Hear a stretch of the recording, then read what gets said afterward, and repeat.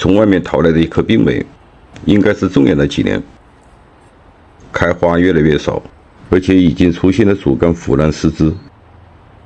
这棵梅花树桩主干成型不错，弯曲变化比较自然。像这种过渡桩，当年培育时是花了一些时间的，有点可惜，养护管理不当，对病虫害治理不及时，才形成了现在这种状况。梅花出现这种状况是它的抗性减弱，问题主要出在它的树根上，根的吸收能力不强，造成了供氧不足。看这些树根像牙签一样，这些根应该是烂根之后重新生长出来的。像这种土已经板结，估计是原土。种养梅花在树桩重合之后，要逐年将这些原土换掉，根系呼吸不畅，哪有生长好的道理？往梅花盆景要尽量的呈现根的特点，尤其是这种枯面老桩，树根的力度强，才能更好的诠释梅花傲雪凌霜的顽强生命力。这棵梅花主干与根自然过渡变法是很难得到的，不把根盘提起来，会埋没了它的美感。这个下端已经布满了根，重新调整一下，应该有不俗的表现。调整树根不仅仅是将树根理顺，像这条根与主根方向相反，在整体上就形成了左右对称，与主干呈丁字形布局。如果将这条根露出来，根干过渡就不会显得流畅。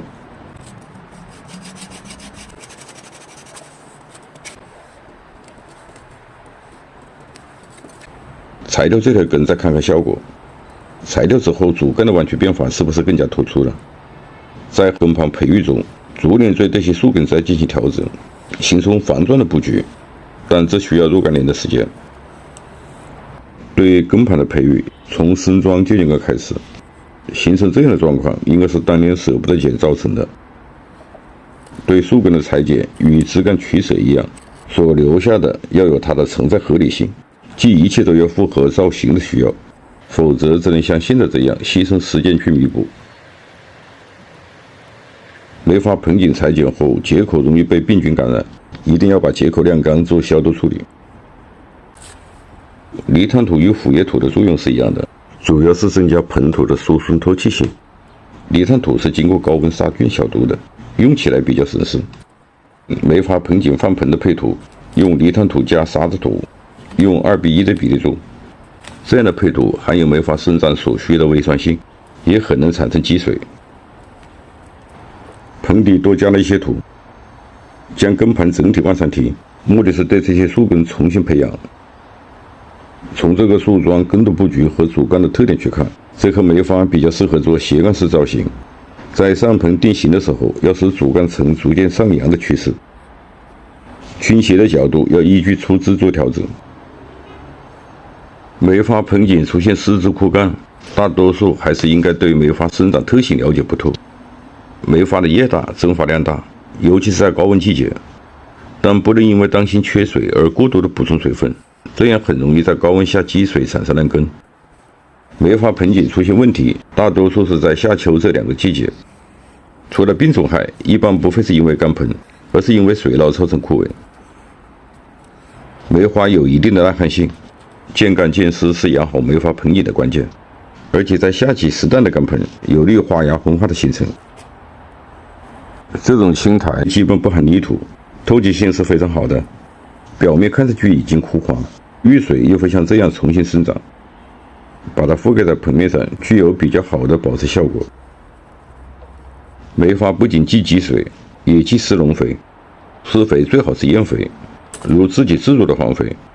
梅花盆景不要施复合肥，浓度掌握不好容易烧根，在配料中也不要掺入肥料。种养梅花盆景，只要控制好浇水施肥的度，不产生烂根，生长是比较快的。梅花的萌芽能力强，在整个培育过程中，主要是剪和掉渣，修剪主要在发后。梅花盆景成型，以保持它的自然生长状况为根本，不仅开花多，也更符合梅花的自然形态美。像这个枝，对树桩重新调整后，枝条的生长方向发生改变，将不同方向的强势枝越加修剪，既可以改变整个枝的成型方向，这个强势者的方向与主管倾斜方向呈90度，看上去很不协调。这种已完全木头化的枝条是很难把它调拿过来的。从这里把它剪掉。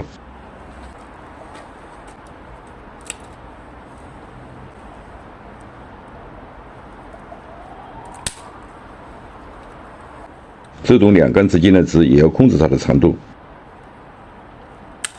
过长过直的枝把它剪短。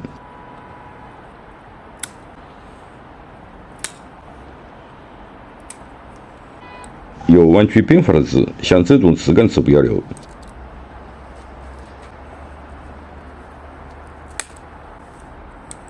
接口要一次性修剪好，并做好消毒。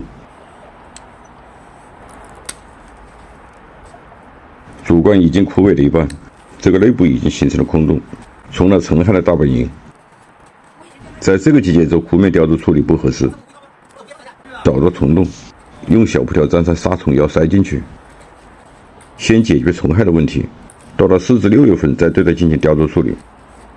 铲除病虫害，像这种腐烂的部分一定要清理干净，在刷牙前刷2遍石榴合剂，贴上锡箔纸可以加快洁面的愈合。对其他需要渲染时稍作修剪调整，把它们放养一段时间。梅花盆景在这种收松透气的盆土中根系生长是很快的，2至3年最好是对它们进行一次休耕换土。续剪与翻土结合可以加快盆景的成型。梅花换盆要保留部分的须根，因此要留有复形土。我是山泉农场，感谢您的收看，下期见。